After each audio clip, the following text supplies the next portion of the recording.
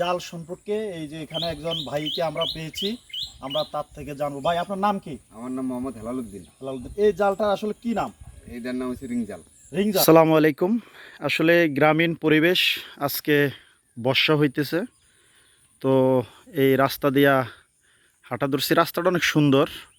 আর এই যে একটা জাল দেখলাম, এই জালটা আসলে অনেকে হয়তো দেখছেন কিনা আমি জানি না, তবে আপনাদেরকে দেখানোর উদ্দেশ্যে মূলত এই ভিডিওটা করা।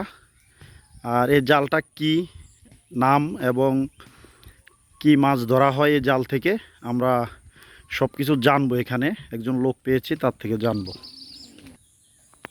আমরা এই জাল সম্পর্কে এই যে এখানে একজন ভাইকে আমরা পেয়েছি, আমরা তার থেকে জানবো। ভাই, আপনার নাম কি? আমার নাম মোহাম্মদ হেলালুদ্দিন।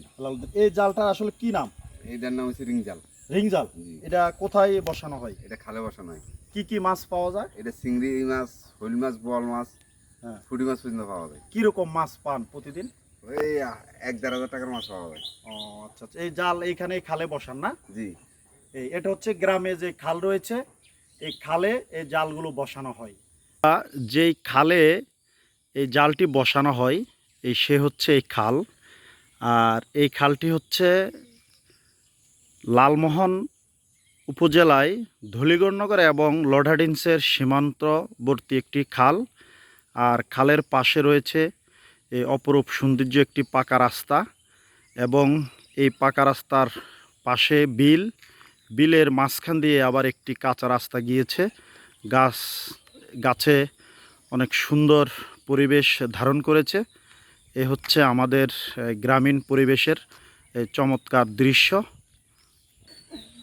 এ হচ্ছে গ্রামের অপরূপ সৌন্দর্য।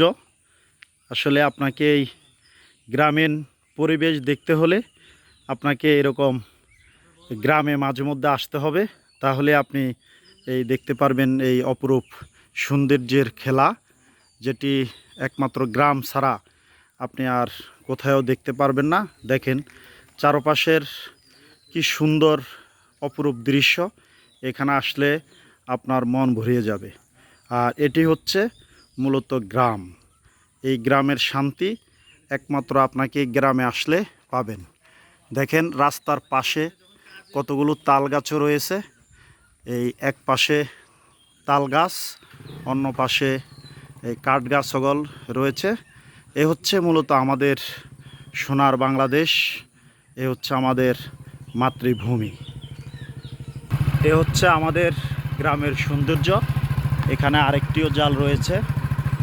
এরকম অনেক জাল এখানে আছে, এগুলো দিয়ে ছেলেরা মাছ ধরে, তারপরে সেই মাছ বিক্রি করে তাদের জীবিকা উপার্জন করে।